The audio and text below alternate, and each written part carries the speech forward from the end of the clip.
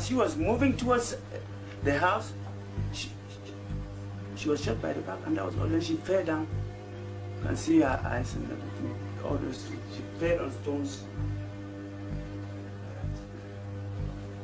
Not that she had anything with any law officer, any quarrel with anybody, nothing. Today, a lesser man occupies the continent of Africa, not by the making of God. One has died, and the second one is the one we have just talked to, and the third one will be talking to him later. Was this one shot at the back? You were shot on the back. On the back? Yeah. Mm-hmm. What gives the African a lesser man varies from country to country and region to region, depending on the power in control. The problem we have out there is that by some conspiracy of the European powers, two distinct peoples were forced to become one. And what is happening is that those of English expression have been putting everything to abuse the privileges they've known, to distort the perception they have about life, and to reduce them effectively into second-class citizens in their own country. The victims were shot, and as you can find there, you have bullet wounds on the vehicle. That's a bullet wound. Then the second one is fine, the second bullet wound there. That's where Banta Hillary was shot and killed. This is where one of the victims, Banta Hillary, was shot and killed. The next morning he was found still in the sitting posture, stiff, right inside the vehicle. Right inside the vehicle. The CPDM politicians and the parliamentarians went up to Gambia and alerted the police or the gendarmes earlier on that the rally might take place. And so when they came down, really prepared for war, as I saw it, they discovered that the rally was not taking place. And it was at that juncture that they switched over into what we call a mock type tax drive. And so that is where the problem really started. Well, there was a certain gendarme who came, stood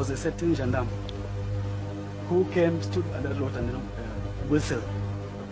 And then the rest of the gendarmes or armies rallied there. And then from there they met for this house. Then here he started breaking things. Completely destroyed. Everything on the ground in pieces. You can see pieces of bottles, glasses.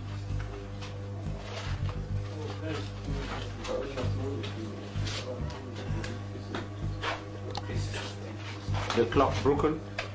We went into the room and then collected a big safe. And then 4 cartons of reams of papers. The clear-cut situation of gross human rights violation, of inhumanity from man to man, let me say beast to man.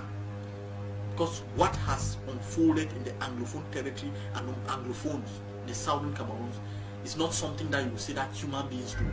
That's something that beasts, only beasts are capable of doing.